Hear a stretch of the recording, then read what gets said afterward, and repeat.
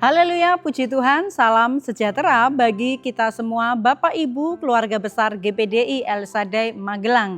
Kita jumpa lagi dalam Renungan 79 hari ini. Resilient, tangguh dalam Tuhan. Tetap dengan 365 hari yang mengubahkan, hari ini kita sampai pada bacaan kita, Kitab Hakim-Hakim. Pasal 6 ayat 7 sampai 10. Mari Bapak Ibu yang ada di rumah dapat menyimak dalam Alkitab masing-masing.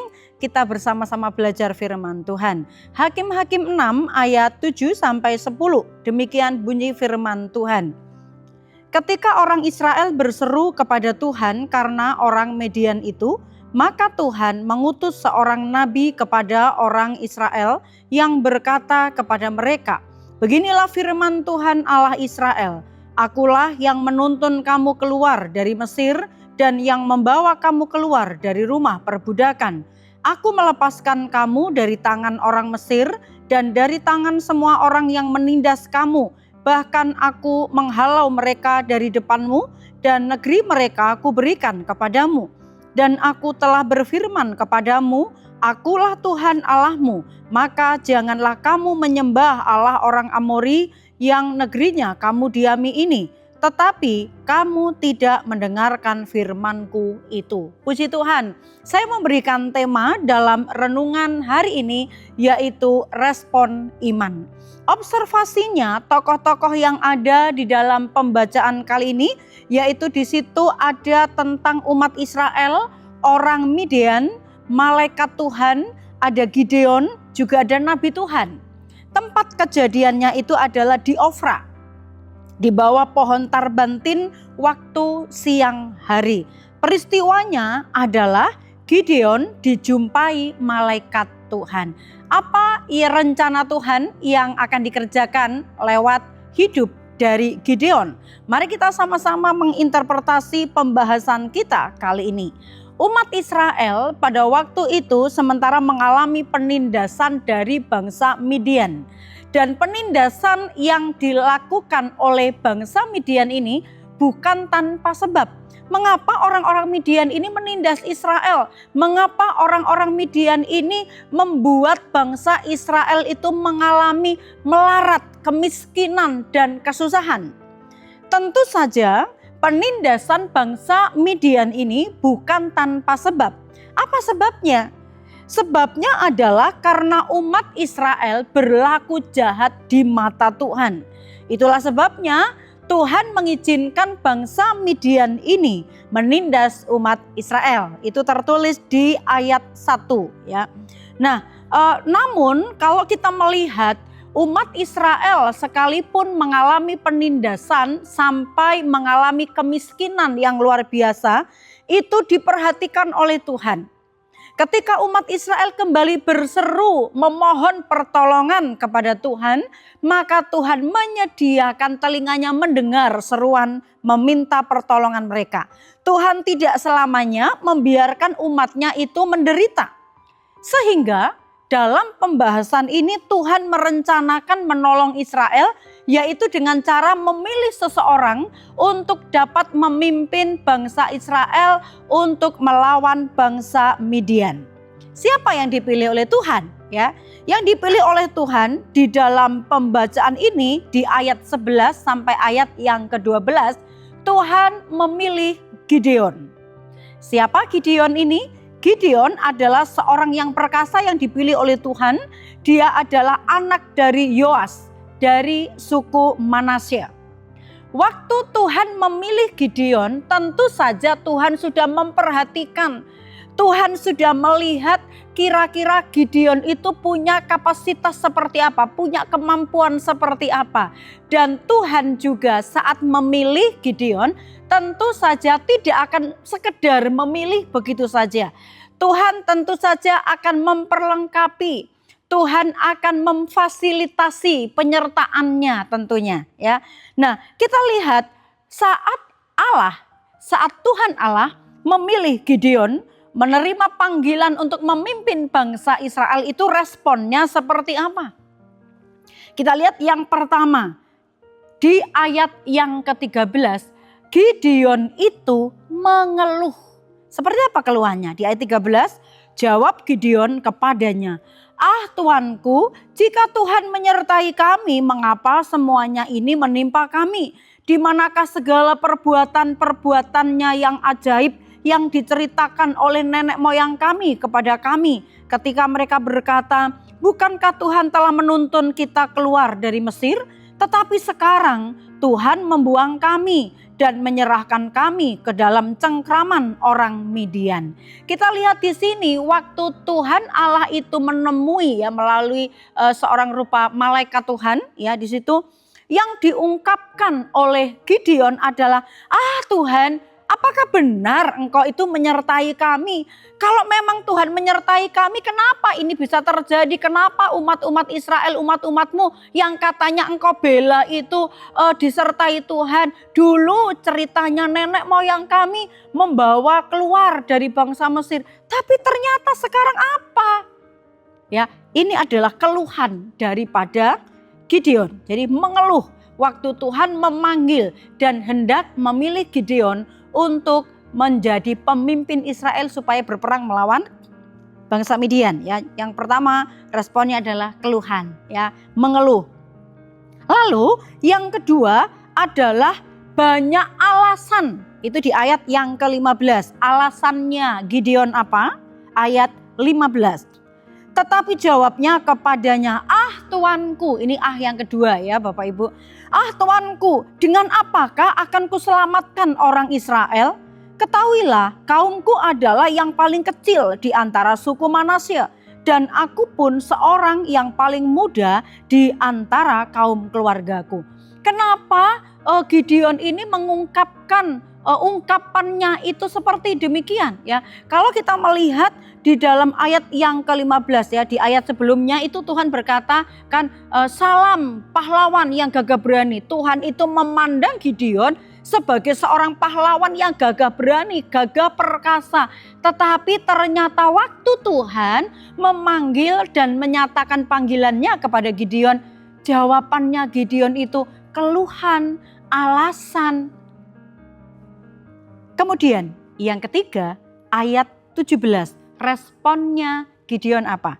Yang ketiga responnya Gideon itu adalah ragu-ragu di ayat 17.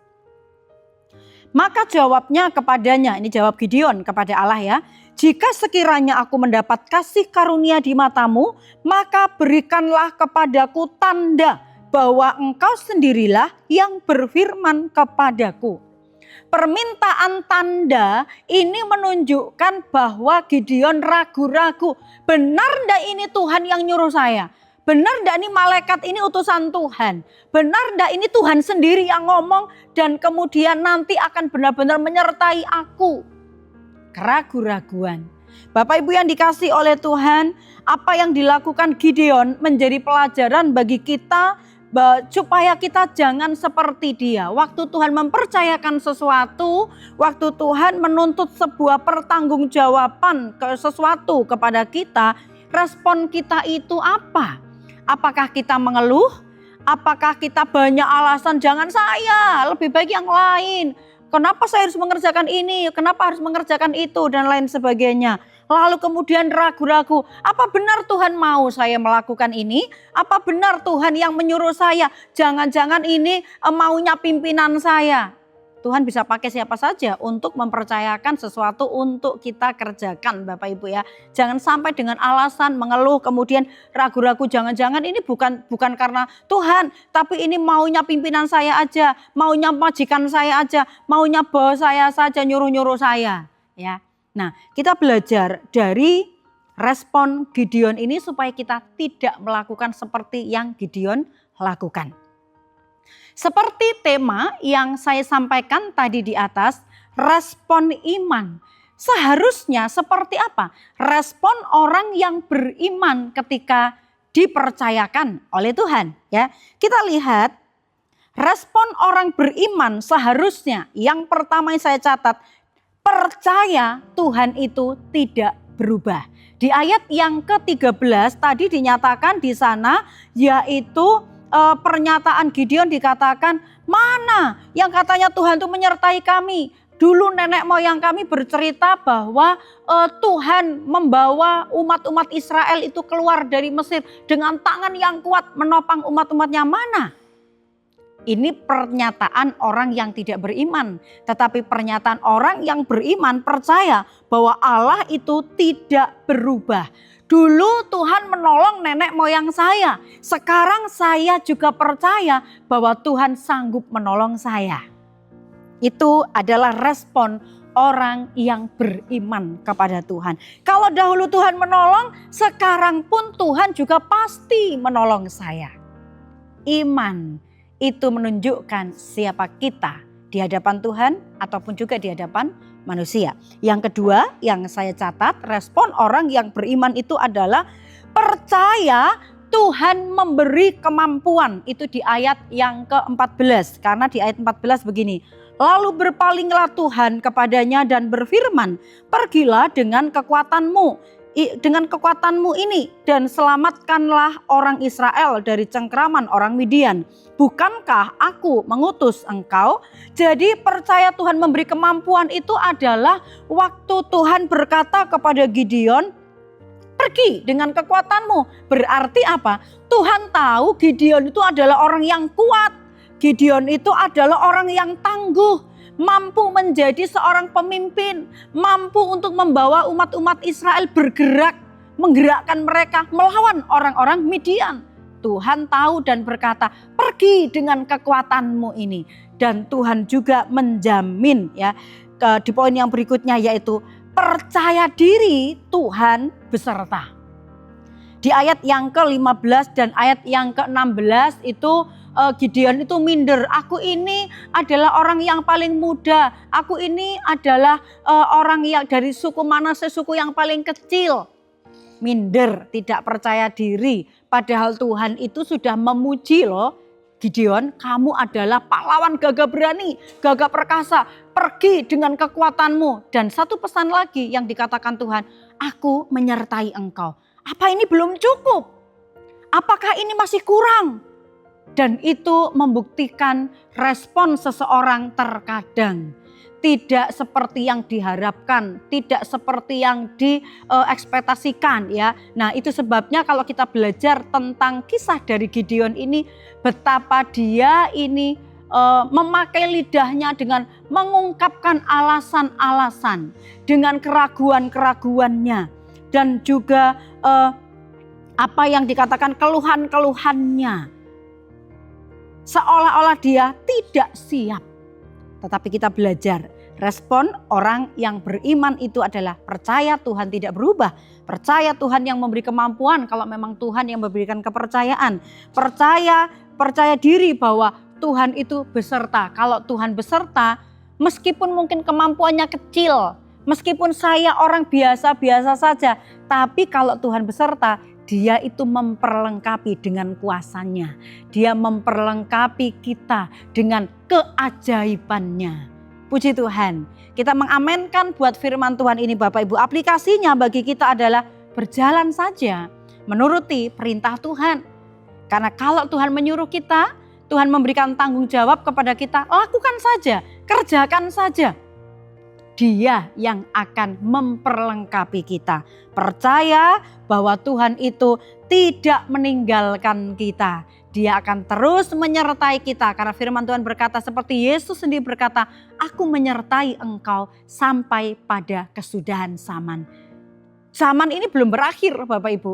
Dan janjinya Tuhan selalu beserta dengan kita. Dan Tuhan selalu memberikan kemampuan kepada kita untuk kita menghadapi segala sesuatu di dunia ini. Haleluya, Tuhan memberkati kita senantiasa. Kiranya renungan ini juga memberkati Bapak Ibu. Dan apabila Bapak Ibu menerima berkat dari renungan firman Tuhan yang kami sampaikan, Bapak Ibu ingin menyampaikan kesaksian atau pokok-pokok doa tertentu, Bapak Ibu dapat menyalurkannya melalui chat WhatsApp 0813 274 288. Mari kita bertumbuh bersama untuk kita semakin sempurna menjelang kedatangan Tuhan kali yang kedua. Mari kita sambut kebenaran firman Tuhan ini dengan berdoa. Bapa di surga, Bapa yang kami panggil di dalam nama Tuhan Yesus Kristus, kami bersyukur karena firman-Mu kembali menguatkan kami, mengingatkan kami bahwa setiap perjalanan hidup kami, apa yang kami kerjakan, Engkau selalu ada bersama dengan kami, memberikan kemampuan kepada kami. Ajar kami Tuhan untuk belajar meresponi segala sesuatu dengan iman percaya kepada Tuhan, sebab Engkau Allah yang tidak berubah dulu, sekarang, sampai selama-lamanya. Penyertaan-Mu sempurna atas kami, kekuatan Tuhan juga selalu beserta dengan kami. Terpujilah nama-Mu Bapa di surga, kami menerima firman Tuhan ini. Ya Tuhan, terima kasih untuk petunjuk firman-Mu, agar kami umat-umat-Mu bertobat dan memberi diri dibaptis dalam nama Yesus Kristus untuk pengampunan dosa. Maka kami umat-umat-Mu akan menerima karunia Roh Kudus. Terima kasih, kami bersyukur terima firman Tuhan ini dengan sukacita dalam nama Yesus. Haleluya. Amin.